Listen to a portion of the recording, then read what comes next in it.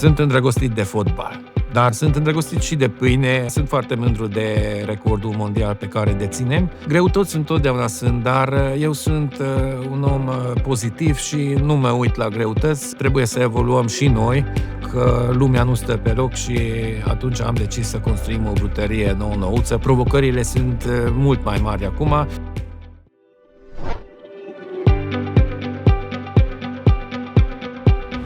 Bine v-am regăsit la o nouă ediție în dialog cu Arta Albă. Doamnelor și domnilor, vă invităm să faceți cunoștință cu profesioniștii Artei Albe, antreprenori, morari, brutari, patiseri, cofetari, ciocolatieri și gelatieri, care au atins maestria în domeniile lor de activitate. Astăzi intrăm în dialog cu Laszlo Dioseghi, brutarul îndrăgostit de fotbal. Interviul care urmează nu este doar o incursiune în universul savuros al pâinii făcute cu pasiune, ci și o călătorie fascinantă pe tărâmul sportului rege, brutarul Dioseghi fiind și arhitectul echipei de fotbal de Liga 1 Șepși OSK din Sfântul Gheorghe. Moștenind afacerea familiei sale, Laszlo Dioseghi a transformat brutăria tradițională într-un sanctuar al gustului autentic, unde fiecare pâine este coaptă cu pasiune. Efort pentru care compania sa a fost răsplătită cu numeroase premii obținute la competițiile de profil. Care sunt provocările și satisfacțiile unui brutar de succes devenit și lider în sport? Veți descoperi imediat. Interviul pe care vă invităm să-l urmăriți în continuare vă este oferit de Colbake, un producător cu peste 30 de ani de experiență în dezvoltarea echipamentelor de panificație. Vizionare plăcută! Știm că brutăria este o afacere de familie pe care a pornit-o familia noastră, părinții mai precis. Când s-a manifestat dorința dumneavoastră de a urma tradiția aceasta? Da, deci eu am un mare noroc în viață, fiindcă nu numai tatăl meu a fost maestru brutar, ci și bunicul. Și pot să spun că este o moștenire de familie. În 96 am început brutăria împreună cu părinții, iar din 2002 este numai al meu. Părinții mei au dăruit ca să duc mai departe tradiția. Da. Știm că ați jucat fotbal în anii 80 la IMASA Sfântul Gheorghe, iar dragostea pentru sport nu ați uitat-o. Așa se explică echipa pe care o aveți, dar și stadionul pe care l-ați construit. Dacă îmi permiteți întrebarea, de ce cu fonduri din Ungaria și nu din România? De aceea că fonduri în România în momentul respectiv n-au fost și în Ungaria am auzit că guvernul maghiar sprijină comunitățile maghiare de dincolo din graniță și repede am depus un proiect. Sincer vă spun, nu știam că o să și câștigăm, dar am făcut și noi o încercare și iată că am reușit și s-a construit un stadion super frumos pentru noi, super elegant și suntem foarte mândri de el. Brutăria aceasta în care ne aflăm este cea mai mare investiție din ultimii ani din regiunea de centru a României. Ați avut acest vis de la început, acela de a avea o asemenea fabrică modernă cu echipamente tehnologice de top? Prima dată nu. Vă dați seama, în 2002, când am început brutăria, atunci aveam un cuptor de panificație și aveam 3 muncitori și o singură mașină cu care livram produsele. Dar încet, încet, când am început să ne dezvoltăm, în anul 2008 am reușit să construim brutăria care de astăzi spunem brutăria veche, care e deja a doua brutărie după brutăria pe care au dat părinții, care are o suprafață în jur de 1800 de metri pătrați, dar deja are 15 ani și acum 2 sau 3 ani am dat seama că trebuie să evoluăm și noi, că lumea nu stă pe loc și atunci am decis să construim o brutărie nouă-nouță. Putem să și spunem o fabrică de pâine, că deja are 3800 de metri pătrați în care în momentul de față ne aflăm și sperăm că o să reușim să mergem și în zonele unde până acum n-am fost. Va fi de importanță maximă această nouă brutărie pentru economia din Sfântul Gheorghe?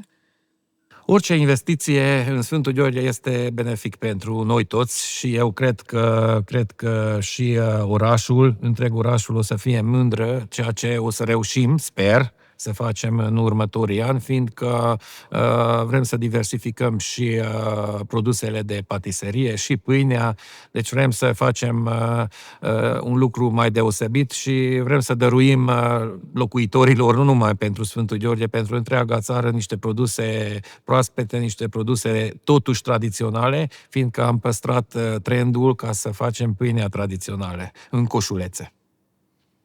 Când v-ați lansat în această investiție, ce greutăți, de când v-ați apucat de această afacere până în prezent? De ce greutăți v-ați lovit? Vă spun sincer, greutăți întotdeauna sunt, dar eu sunt un om pozitiv și nu mă uit la greutăți. Eu așa consider că greutățile trebuie să nu ne uităm la greutăți, ci să ne uităm la realizări și să mergem mai departe. Deci nu am fost sprijinit, eu sunt un tip care nu-mi place să am datorii, tocmai din cauza asta greutăți a fost că nu m-am apelat la bănci. Tot ceea ce am făcut, întotdeauna am construit din propriile puteri și câți bani aveam, ăla construiam sau tocmai din ideea asta nu vroiam să am datorii și poate nu este bine, poate dacă apelam la bănci, deja brutăria asta de 10 ani funcționa, dar eu poate sunt puțin de modă veche, nu vreau să datorie la nimeni, inclusiv la bănci. Eu mă gândesc că e și o dovadă de mare curaj că faceți lucrul ăsta. Nu știu cât de mare curaj este, dar eu întind plapuma, cum se spune, până unde se întinde și vreau să dorm liniștit și cred că ceea ce am realizat până acum este suficient pentru mine și cred că întregul oraș este mândru de tot ceea ce am reușit să aduc la viață. Pentru prima oară în istoria echipelor de fotbal din România, o echipă de Ligă Națională are drept patron un proprietar de brutărie. Ce vă atrage mai mult, mirosul îmbietor de pâine caldă sau exuberanța unui stadion plin? Da, vă răspund foarte repede. Acest lucru nu este adevărat, fiindcă domnul Mititelu avea o brutărie, acum nu mai are, de la FC Universitatea Craiova, iar Deci nu sunteți deci nu sunt singurul brutar. Dar el nu mai are acum. Deci acum, în momentul de față, este adevărat că eu am o brutărie și sunt singurul patron care are o brutărie. Dar au fost și alții care au avut brutărie. Numai că ei au avut și alte afaceri și ei au considerat poate mai important decât brutăria, iar asta e singura mea afacere, împreună cu cofetăria, că eu așa consider că cofetăria cu brutărie se leagă și sunt niște lucruri, să spun așa, niște meserii comune. Deci, până la urmă, ce vă place mai mult? Mirosul de pâine? Puțin am evitat întrebarea asta, deci, sincer vă spun, sunt îndrăgostit de fotbal, dar sunt îndrăgostit și de pâine. Este foarte greu să alegi între cele două lucruri. Deci brutăria o fac și din pasiune, dar o fac și pentru bunăstarea oamenilor, pentru afaceri. Iar fotbalul este un hobby, de fapt. Deci nimeni, și pot să spun cu mâna de nimeni, nu câștigă din fotbal. Poate câștigă într-un an, vinde un jucător bun, dar per total fotbalul este ceva care trebuie să iubești ca să fii acolo, să fii un patron sau orice care ești la fotbal, trebuie să adori, să iubești fotbalul. Iar eu, încă de când am avut 7 sau 8 ani, sunt un pătimaș a fotbalului, sunt un iubitor a fotbalului și chiar este o dragoste fotbalul pentru mine. Cum reușiți să echilibrați cariera de brutar cu cea de patron al echipei de fotbal de succes? Au puncte comune? Puncte comune nu prea au, dar sincer vă spun, de când am intrat în prima ligă cu echipa, fotbalul este pe primul loc. Cred că 90% din activitatea mea zilnică se duce la fotbal, numai 10% rămâne la brutărie, dar slavă Domnului că am o nevastă care se ocupă de brutărie și este pasiunea lui și așa foarte frumos merge și fotbalul și merge și brutăria. La Târgul Indagra 2013 ați realizat cea mai mare pâine cu cartofi din România, cu greutatea de 96,6 kg. Performanță care a fost înregistrată și în World Record Academy la categoria pâine rustică. De altfel, pâinea produsă de dumneavoastră a câștigat numeroase alte competiții, iar echipa de fotbal pe care o conduceți a câștigat Liga Campionilor. Să înțelegem că din asta că sunteți un om care iubește provocările, pentru că este o provocare să participați și la concursuri cu pâinile dumneavoastră și să ajungeți până în Liga Campionilor, e o realizare. Dacă aș fi ajuns în Liga Campionilor, atunci, poate eu acum nu eram aici, e o greșeală. Încă și nu am ajuns în Liga Campionilor.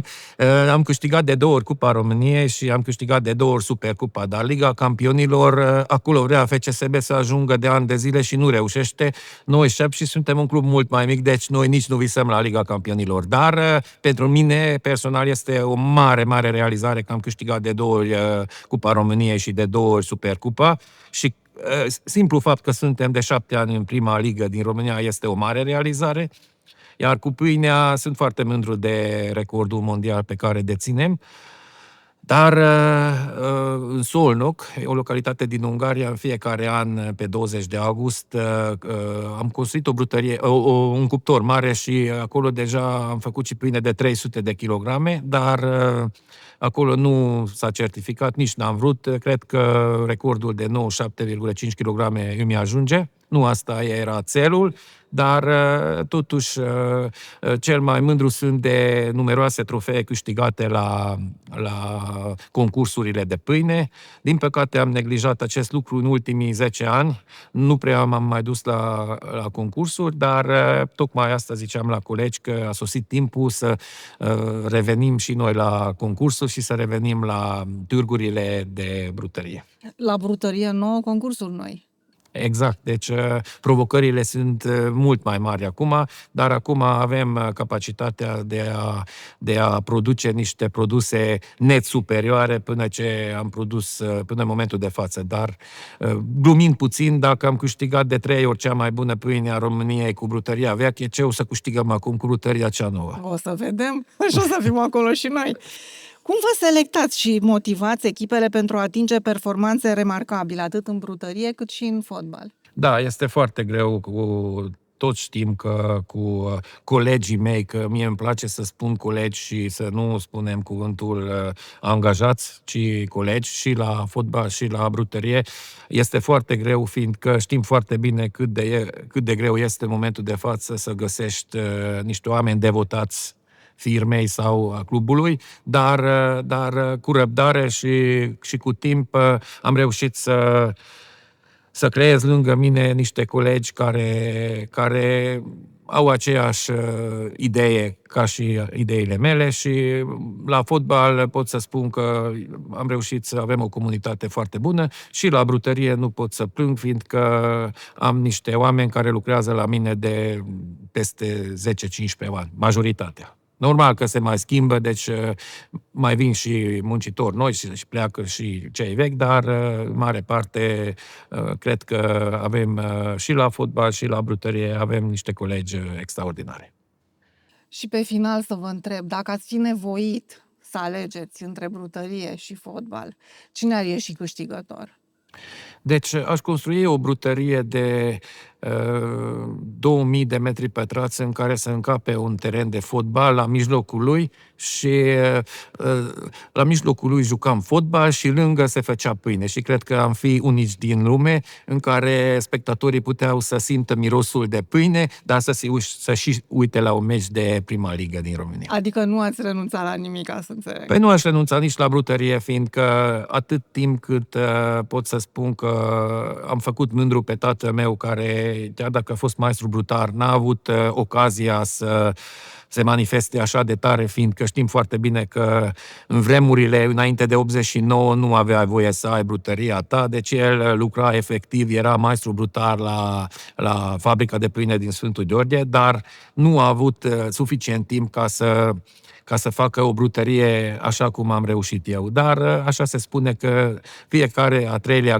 generație este cel care culege roadele și cel care face un lucru ieșit din comun față de cei doi.